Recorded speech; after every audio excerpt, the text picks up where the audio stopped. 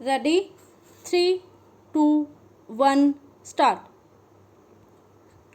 Mr. Deputy Speaker, Sir, may I, with your permission, intervene and say a few words in regard to the various matters that have been discussed. My colleague, the Finance Minister, who is in charge of this particular budget, will no doubt deal with the specific matters that have been raised in the course of this debate.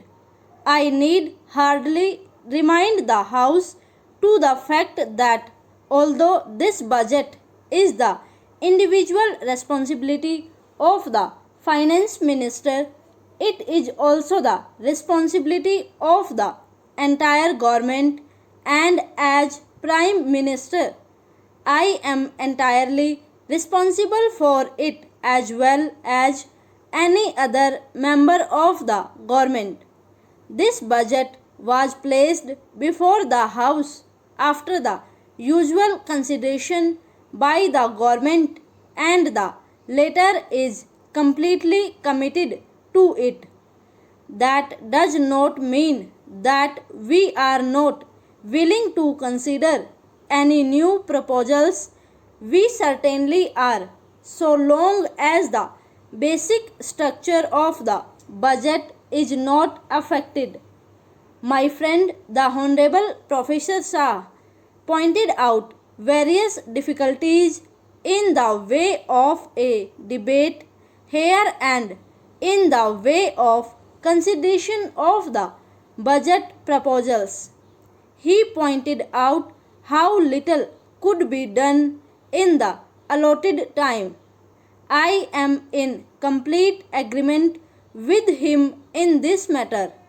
If there are any practical proposals which would enable us to give more time for the consideration of these problems, either formally or informally, I am quite sure that the Finance Minister will gladly consider them. The real difficulty is, however, more basic, and it is this: the kind of problems which the government has to face now is so vast and intricate that it is impossible for any democratic parliamentary assembly to give enough time for its consideration. It is just a question of time. This is not a new difficulty. I remember that long debates on this subject took place in a country like the United Kingdom, where they found that they could not get along with what is really the 19th century procedure in this 20th century of continuous crises, social problems, and international problems. So, even parliamentary procedure in the United Kingdom has gradually changed, and many matters are left more to the committees than to the House itself. Usually, a principle is decided by the House, and its working out is left to committees.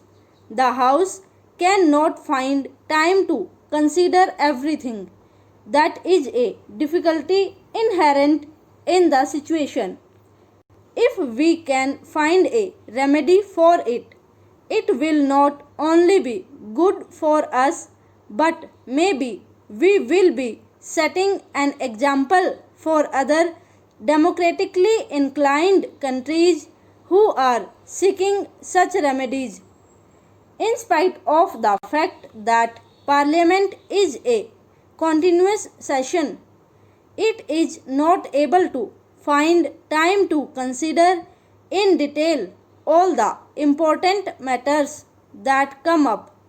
We have, in fact, much less time because we are not in continuous session.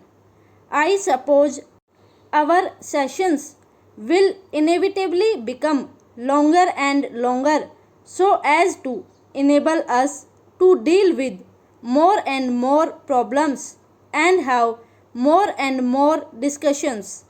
Anyhow, I have stated what the difficulty is at present. Though I am in sympathy with what Professor Shah said, I have no easy remedy for that difficulty except to say that we are perfectly prepared to consider, together with the honorable members of the House, any ideas or suggestions about how to give greater facilities for more intensive discussion of any great problem. An honorable member referred to the budget speech as being directly or indirectly a survey of all manner of problems, domestic, international, economic, foreign, etc. The House can hardly expect the finance minister's budget speech to be a survey of all these tremendous problems, although they have no doubt some bearing on the budget. The world is becoming far too intricate and difficult for us to be able to keep the full picture in view always.